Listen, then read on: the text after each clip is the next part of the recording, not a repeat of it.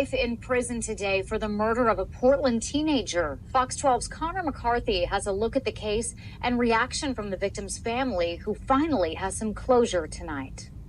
Warren Forrest was sentenced today for the death of 17-year-old Martha Morrison. Her body was found in eastern Clark County back in 1974.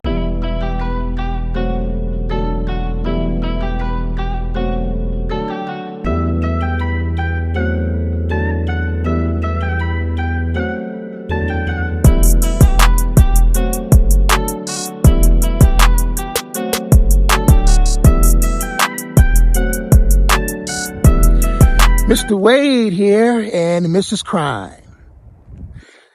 We are out here at a cemetery that we have been before.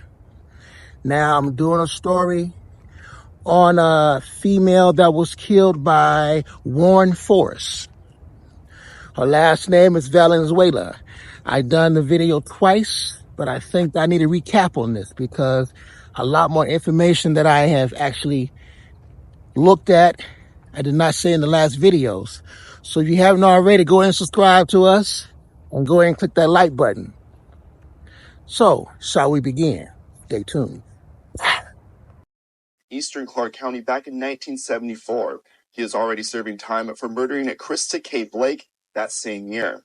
Now, while he has been convicted of 2 murders, he is suspected of murdering several other women and girls in the Portland and Clark County areas in the 1970s. Family members of Martha Morrison and other women whose cases have never been solved took a small sigh of relief following today's sentencing. Now, her last name is Valenzuela because Mr. Wade is bad with names, of course, and dates. Now, she was the age of 20.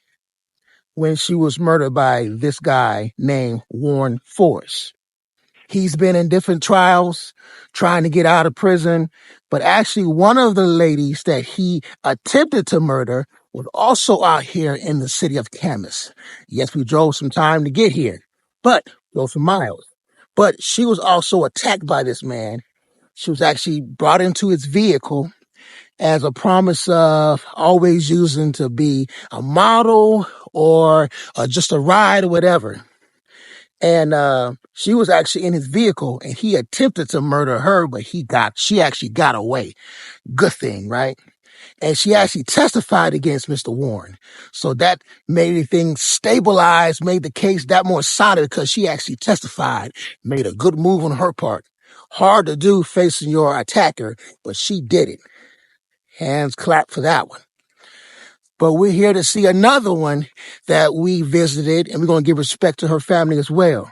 Now, she lived out here in Camas, Washington with her then husband. Now, they lived in Camas and moved to a spot in Vancouver, but before they came to the spot in Vancouver, the husband stated that she was actually trying to get a ride to Vancouver before she came up missing. So I'm taking it she must have been living in Camas at the time at the mom's house. So they were there. And of course, she left for a few days. They didn't find her body till like 2 weeks later. They, of course, arrested the husband, as they always do. If a spouse come up missing or murdered, they always take the spouse in as evidence of, hey, this could be the one. But when they approached him, the cops came to his location when they stayed in Vancouver at the time. He had took a whole bunch of aspirins trying to OD, I guess, when he found out what happened to his wife. Solving the case. Wow. I'm very satisfied because we took away his hope. Yeah, that feels really good. They are my heroes. They're the ones who stuck with it. They're the ones who saw that there would be justice at the end someday for, at least in some small measure, for all of us. Clark County prosecutors say DNA evidence combined with Forrest's patterns of abducting young women in rural Clark County is what was enough to link him to Morrison's death. So they took him into custody, the husband, and right? And they end up not finding Miss Valenzuela until later on. Now, she was not a sex worker, as that was his repertoire of picking up females was young sex workers. She was not a sex worker. She was an actual person trying to catch a ride. So I assume they had no vehicle at the time. But when they found her body, it was somebody that was going out deer hunting season.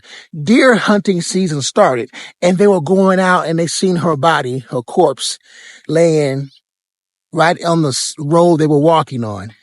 And the cops found so many feet away, or so many yards away, they found another lady of Morrison, last name was Morrison. She also was found there. Now, Mr. the guy that's actually done the murder, he is not saying that he did Valenzuela.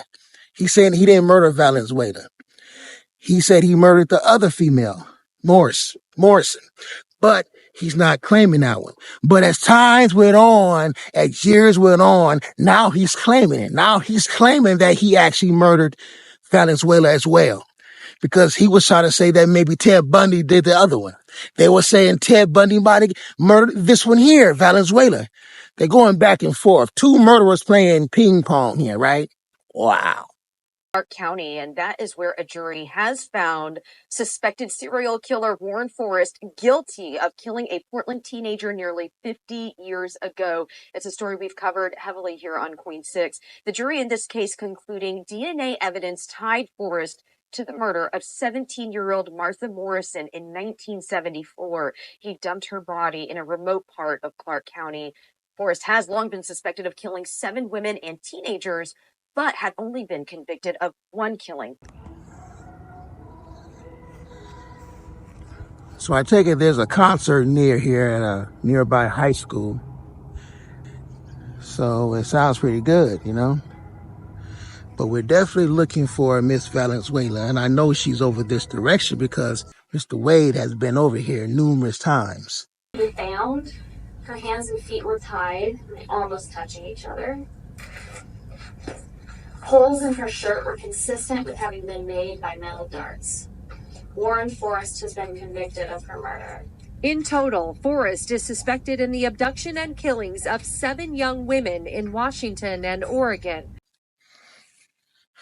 Now, hopefully in this video of the situation that happened with Miss Valenzuela and the case of the Warren Forrest, I put more information in this one than I did my past 2 videos.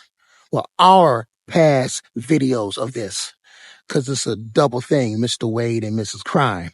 But I hope you guys get more footage of this, who this type of guy is and his motive and what he does and what he uses to subdue his people he attacked, you know, and I'm all for the one that got away. That was a great thing. She got away and she's living her life, and she did a great thing by testifying against this guy. And I know it's hard work facing somebody like that in the courtroom, no matter who you are. That is a hard thing to deal with.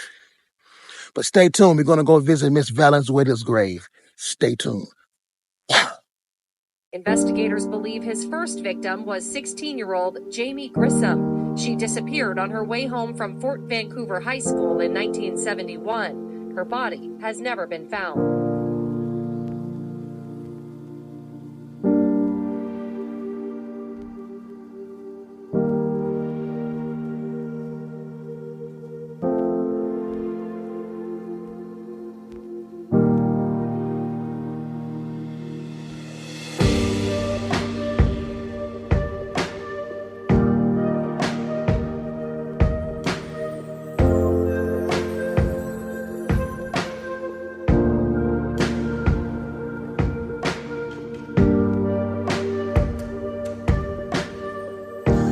So we are coming to her headstone right about now.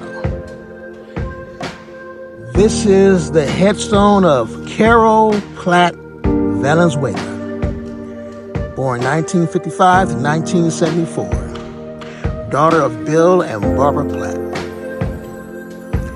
Very unfortunate story what happened to Mrs. Valenzuela at the age of 20. Wow.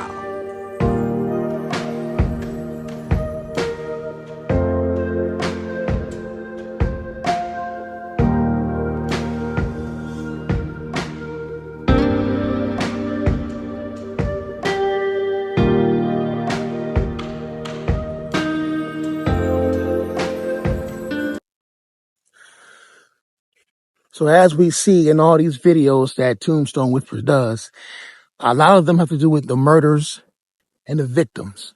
And to know that these type of things happen all the time, even as we speak right now. Unfortunate story for Carol Valenzuela and to other females and that were murdered by this serial killer and other families that lost their kids and moms and brothers and whoever to other serial killers out here in the Northwest and also the United States and abroad. A lot goes on in this world today, but we got to stay vigilant.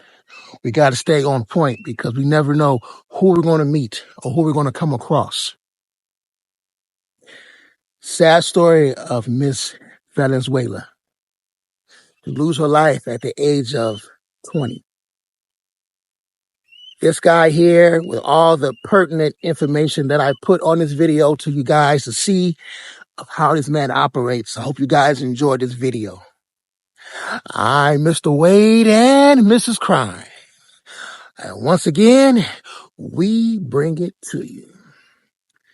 A lot more coming from Tombstone Whispers. Stay tuned.